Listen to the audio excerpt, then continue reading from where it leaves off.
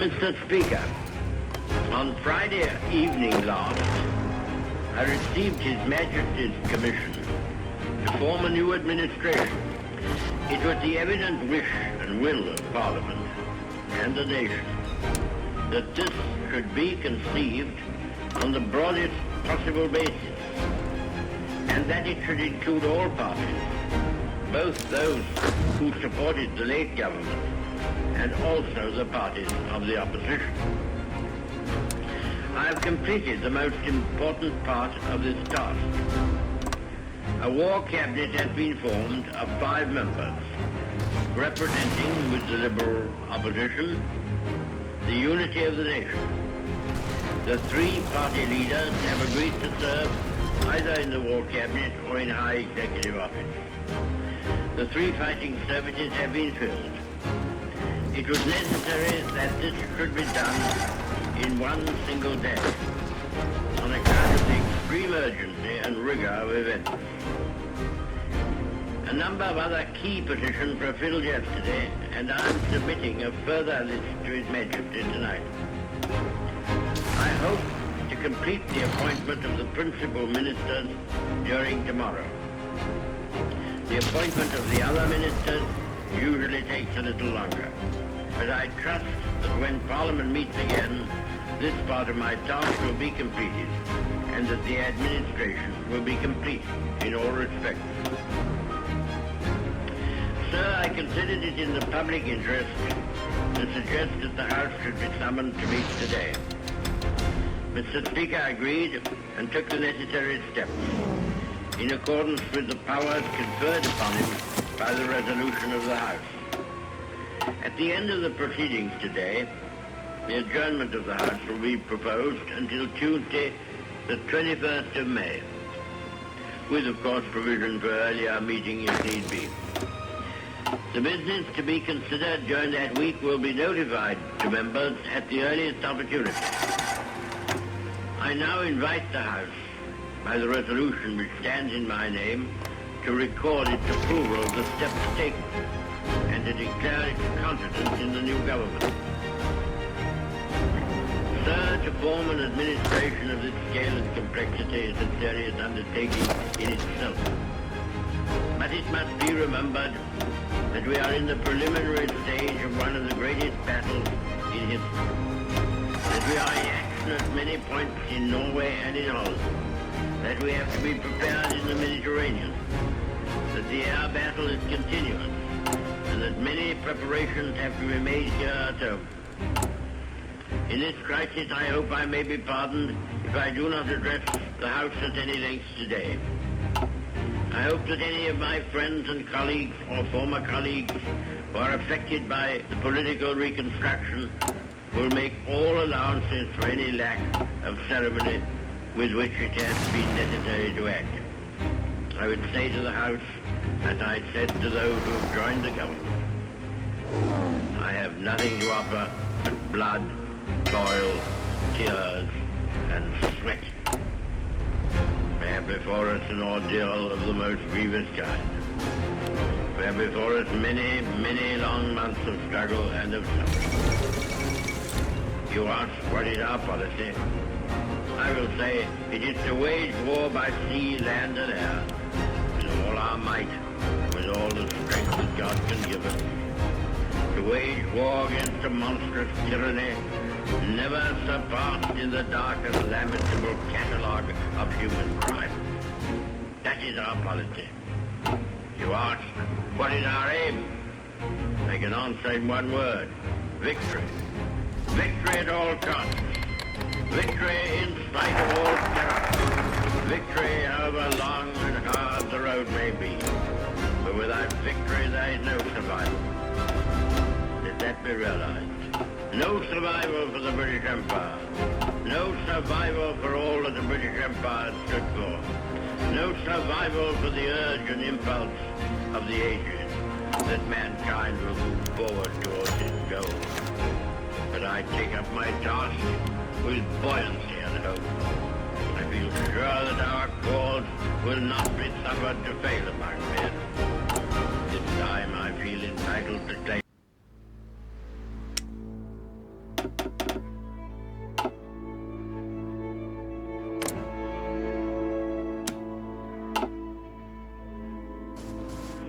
This was a great trial of strength between the British and German air forces. Can you conceive a greater objective for the Germans in the air than to make evacuation from these beaches impossible? And to sink all these ships which were displayed almost to the extent of thousands. Could there have been an objective of greater military importance and significance? For the whole purpose of the war was this. They tried hard, and they were beaten back. They were frustrated in their task. We got the army away, and they have paid fourfold for any losses which they have inflicted. Sir, when we consider how much greater would be our advantage in defending the air above this island against an overseas attack, I must say that I find in these facts a sure basis upon which practical and reassuring thoughts may rest. I will pay my tribute to these young airmen.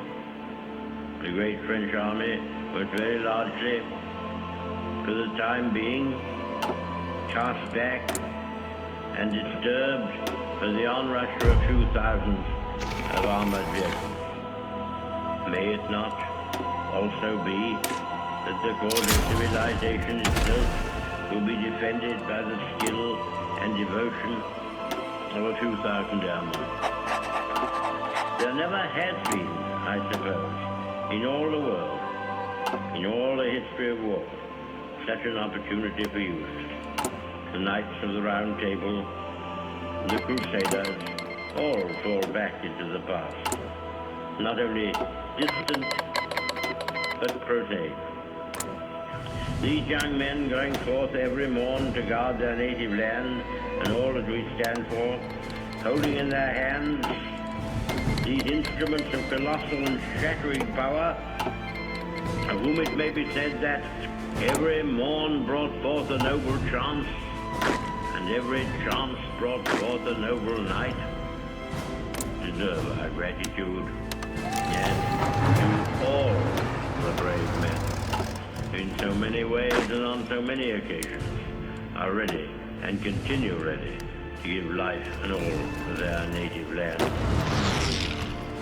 Nevertheless, our thankfulness at the escape of our army and so many men whose loved ones have passed through an agonizing week does not blind us to the fact that what happened in France and Belgium is a colossal military disaster.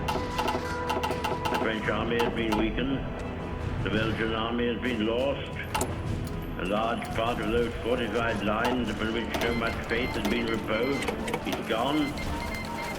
Many valuable mining districts and factories have passed into the enemy's possession. The whole of the Channel ports are in his hands, with all the tragic consequences that follow from that. And we must expect another blow to be struck, almost immediately, at us or at France. We are told, sir, that Herr Hitler has a plan for invading the British Isles. This has often been thought of before. When Napoleon lay at Boulogne for a year with his flat-bottom boats and his grand army, he was told by someone, there are bitter weeds in England. There are certainly a great many more of them since the British expeditionary force returned. Sir, I have myself full confidence that if all do their duty, if nothing is neglected, and if the best arrangements are made, as they are being made, we shall prove ourselves once more able to defend our island home, to ride out the storm of war, and to outlive the menace of tyranny, if necessary for years, if necessary alone. At any rate, that is what we are going to try to do. That is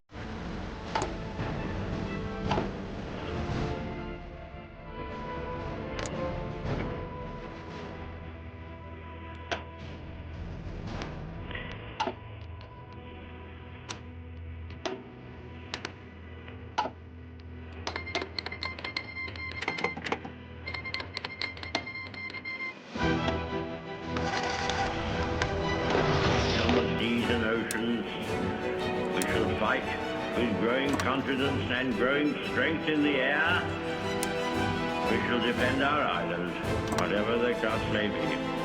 We shall fight on the beaches, we shall fight on the landing grounds, we shall fight in the fields and in the streets, we shall fight in the hills.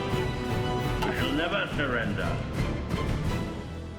And if, which I do not for a moment believe, this island or a large part of it were subjugated and starving, then our empire beyond the seas, armed and guarded by the British fleet, would carry on the struggle until in God's good time, the new world with all its power and might steps forth to the rescue.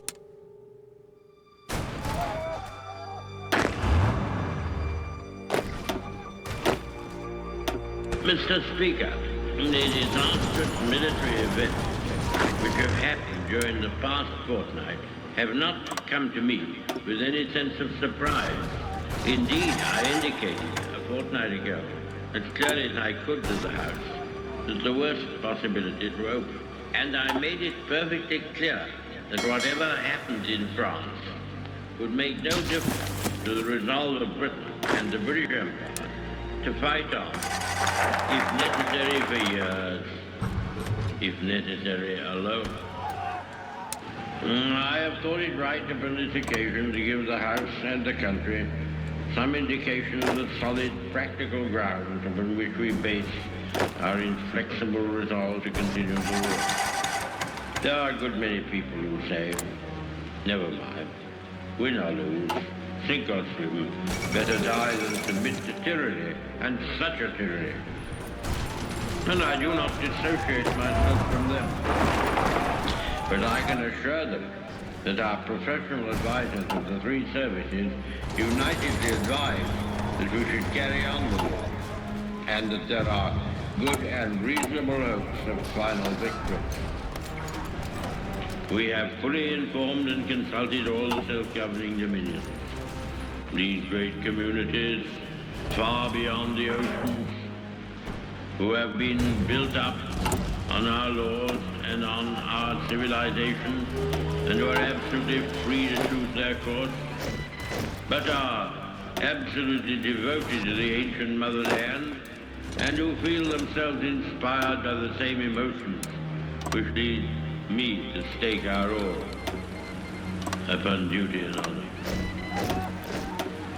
We do not yet know what will happen in France, or whether the French resistance will be prolonged, both in France and in the French Empire overseas. The French government will be throwing away great opportunities and casting adrift their future if they do not continue the war in accordance with their treaty obligation, from which we have not felt able to release them. The House will have read the historic declaration in which it is the desire of many Frenchmen and of our own hearts we have proclaimed our willingness at the darkest hour in French history to conclude a union of common citizenship in this struggle. However matters may go in France, or with the French government, or other French governments, we in this island and in the British Empire will never lose our sense of comradeship with the French people. If we are now called upon to endure what they have been suffering, we shall emulate their courage. And if final victory rewards our toils, they shall share the gains. Aye, and freedom shall be restored to all. We abate nothing of our just demand. Not one jot or tittle do we recede. Czechs, Poles, Norwegians, Dutch, Belgians have joined their causes to our own. All these shall be restored. What General Vaskrs calls the Battle of France is over. I expect that the Battle of Britain is about to begin. Upon this battle depends the survival of Christian civilization. Upon it depends our own British life and the long continuity of our institutions and our life. The whole fury and might of the enemy must very soon be turned on us. Hitler knows that he will have to break us in this island or lose the war. If we can stand up to him, all Europe may be free, and the life of the world may move forward into broad, sunlit uplands. But if we fail, then the whole world, including the United States, including all that we have known and cared for, will sink into the abyss of a new dark age, made more sinister and perhaps more protracted by the lights of perverted science. Let us, therefore, brace ourselves to our duty.